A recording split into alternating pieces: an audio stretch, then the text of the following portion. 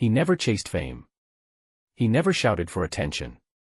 But somehow, the world couldn't take its eyes off him. This is the quiet rise of Cillian Murphy, the man who let his work speak louder than words. Where and when he was born. Real name. Cillian Murphy was born on May 25, 1976, in Douglas, a quiet suburb of Cork, Ireland. That's his real name, no stage name, no reinvention. Just Cillian. Unique, like the man himself. He wasn't born into fame or fortune. No silver spoon. No famous last name.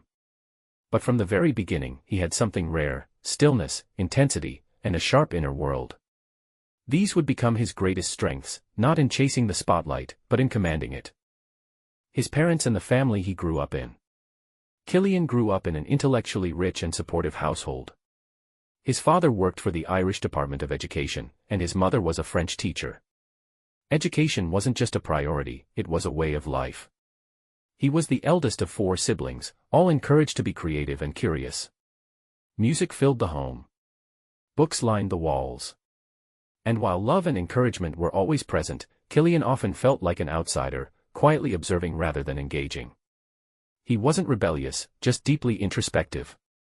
That tendency to watch, to study, to quietly absorb the world, it never left him. Difficulties and circumstances in childhood. Cillian wasn't the loudest. He wasn't the strongest. And he didn't care to be. In school, he excelled academically but never felt like he belonged to any one crowd. That made things lonely at times. He also grew up in Catholic Ireland, where conservative norms shaped much of public life. The idea of becoming an actor. That wasn't considered a real job. It was fantasy. As a teenager, Cillian suffered from anxiety and struggled with the pressure to conform. He knew he was different, but he didn't yet know that being different would one day become his power. He sought refuge in music, literature, and introspection. In many ways, those quiet years built the emotional foundation for the intense, layered characters he would one day bring to life. His first job or early steps in his career. Before Hollywood, before stage lights, there was rock and roll. Cillian was the lead guitarist in a band called the Sons of Mr. Green Jeans, named after a Frank Zappa song. They were good. Good enough to get offered a 5-album deal by a major label. But he turned it down. Why? Because the deal was unfair. It would have trapped the band. And more importantly, he wanted something more. He stumbled into acting almost by accident. A friend suggested he audition for a local play. He did. And the moment he stepped on stage, everything shifted. Acting wasn't a performance for him, it was a release, a transformation, a truth. He studied law at University College Cork but skipped classes for rehearsals. Eventually, he dropped out to pursue acting full-time. He had no formal training.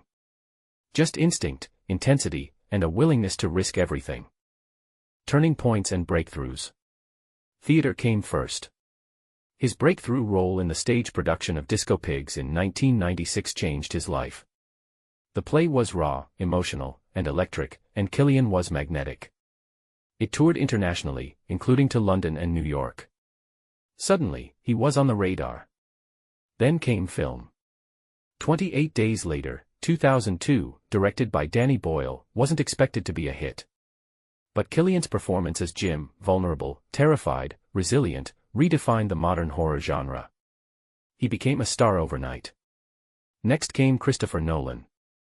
Cillian auditioned for Batman, but Nolan saw something else in him, something darker. He cast Cillian as Dr. Jonathan Crane, aka Scarecrow, in Batman Begins. It was the start of a powerful creative partnership. Then, in 2013, came Peaky Blinders. The role of Thomas Shelby wasn't written for him, but no one else could have played it. With haunting silence and razor-sharp focus, Cillian turned a gangster into a tragic hero and a global icon. Top 5 projects that made him famous. 28 Days Later, 2002, as Jim, a bike courier who wakes up in a post-apocalyptic London, Cillian captured terror and strength in equal measure. It was a performance that haunted and humanized. Batman Begins, 2005, playing the chilling Dr. Jonathan Crane, aka Scarecrow, Cillian brought an intellectual, unnerving presence to the Batman universe. Peaky Blinders, 2013 to 2022, as Thomas Shelby, Cillian became a legend. Cold, calculating, wounded, he made the role unforgettable. A modern antihero with soul.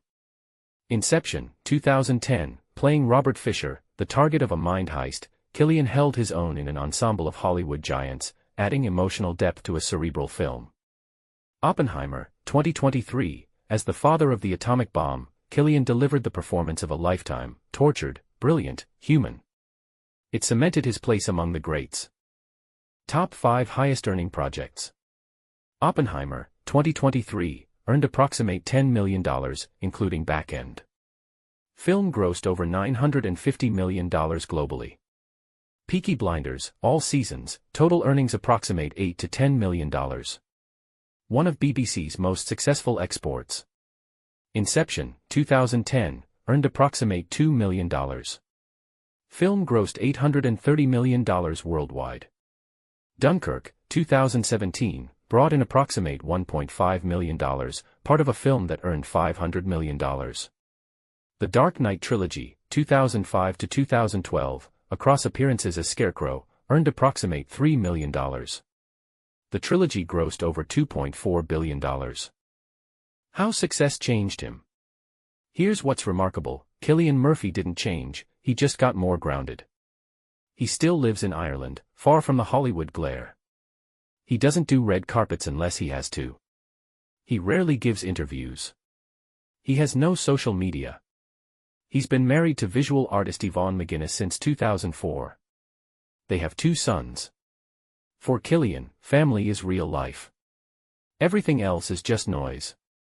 He reads obsessively, supports new filmmakers, and recently started producing. He's now helping others find their voice, just like he found his.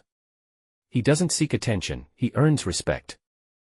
Final inspiring message. Cillian Murphy's story is a quiet revolution. He proved that you don't need to be loud to be seen.